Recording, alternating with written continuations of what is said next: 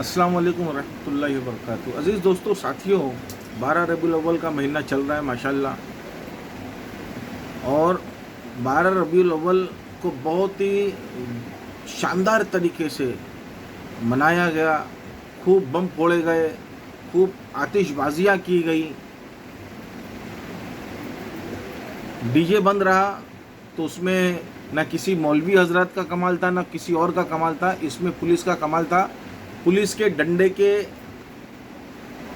डर से लोगों ने डीजे नहीं बजाया, जो लेके गए पुलिस ने उसको तुड़वा दी। चलो, अल्लाह का एहसान है कि पुलिस के डंडे से, खुराफात से बचे। लेकिन बहुत सारी खुराफातें ऐसी हुई, उसमें सबसे बड़ी खुराफात आपको ये बता दूं मैं कि उसके अंदर औरतों का, ईद मिलाद के जुलूस के अंदर औरतों का आना कैसा। मौलवी हजरात के अंदर इतनी हिम्मत अब बाकी नहीं बची जो बज़ाहिर दिख रहा है।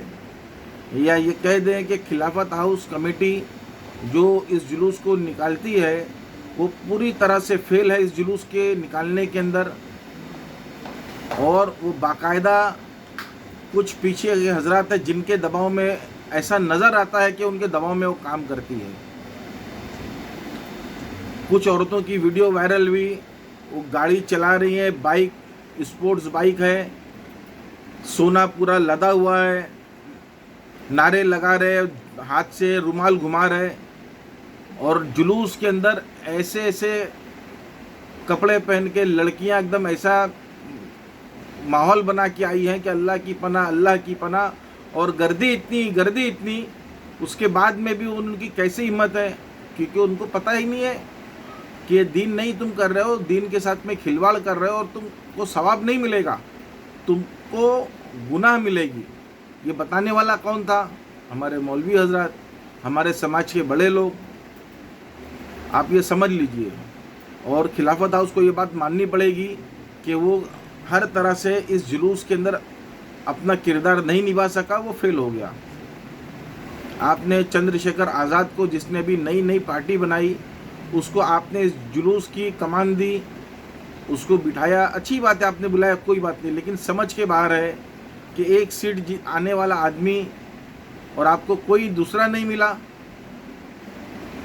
समझ में नहीं आ रही है बात।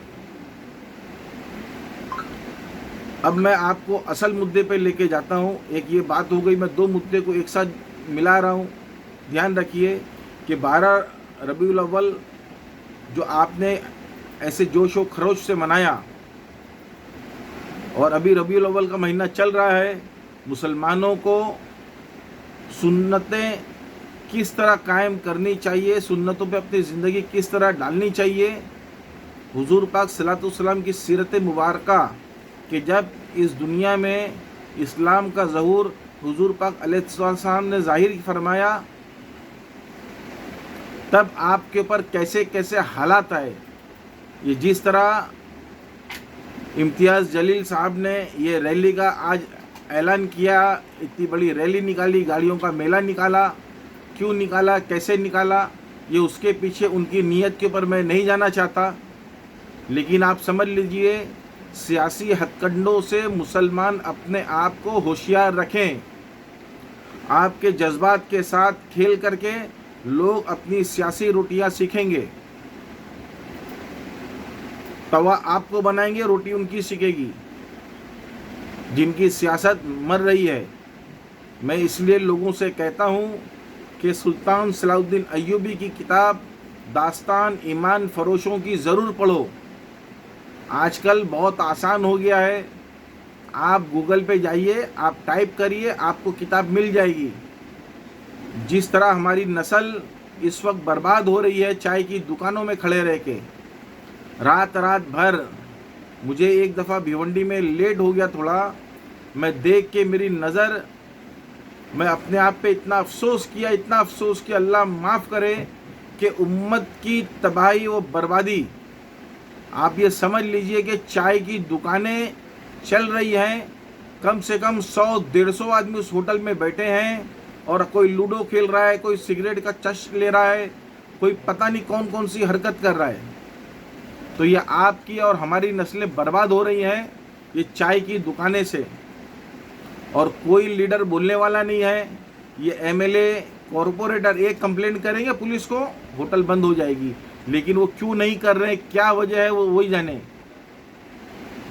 आपको अपने हबीब के तरीके को दुनिया के सामने पेश करना पड़ेगा, उनका किरदार, और आपको खुद एक नमूना बनना पड़ेगा कि देखो मुसलमान ये है, ये अपने रसूल को इस तरह चाहता है। खाली नारा लगा देना, जुलूस की एक शक्ल बना देना, ये मोहब्बत काफ़ी नहीं है। आपकी मोहब्बत, आपका लिबास शरीयत के हिसाब से हो। मैं नहीं कहता आप कुर्ता पैजामा पहने, लेकिन इतना ज़रूर कहूँगा कि आपका इज़ार जो है वो टखने के ऊपर रहे, आप जो पैंट पहने वो टखने के ऊपर रहे। वक्त की पाबंदी से नमाज हो। नमाज हुजूर पाक सलातो सलाम की आंखों की ठंडक है। नेदरलैंड का एमपी आपको याद होगा जिसने अपने पार्लियामेंट में कहा इस्लाम को नेदरलैंड से ख़त्म करो, लेकिन जब उसने इस्लाम का मुताला किया तो वो खुद मुसलमान हो गया। इसी तरह के बहुत सारे वाक़यात पूरे यूरोप के अंदर हैं। और यहाँ हिंदुस्तान का मुसलमान सोया हुआ है नशे के अंदर। नशा भी कौन सा, चाय का नशा।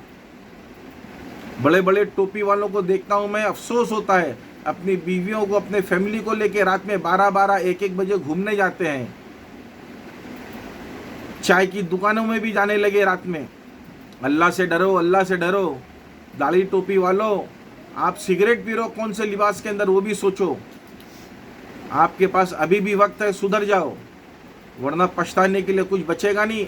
आप तो चले जाओगे, आपकी आने वाली नस्लें देखेगी। मैं आम नौजवानों से बहुत मुअद्दबाना अदब के साथ गुजारिश करता हूँ कि अपने अंदर सीरत पैदा करें। मस्जिदों को आबाद कर दो। चाय की दुकानों को आबाद कर रहे हो मस्जिद की जगह, आप मस्जिदों को आबाद कर दो। आपको किसी रैली की ज़रूरत नहीं पड़ेगी। आपकी 5 वक्त की नमाज जुम्मा वाली नमाज बन जाए, लोग ऐसे ही डर जाएंगे इंशाअल्लाह। अल्लाह हाफिज़।